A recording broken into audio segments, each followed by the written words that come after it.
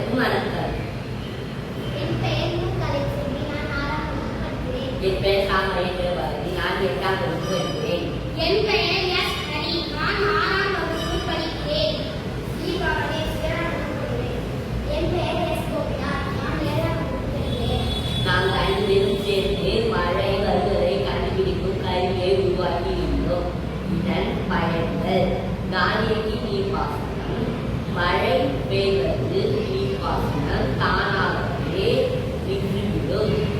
அடுத்தது வாகனங்களில் மழை சென்றார்கள் மழையை உணர்ந்து பயிர்கள் இயங்க தொடங்கும்.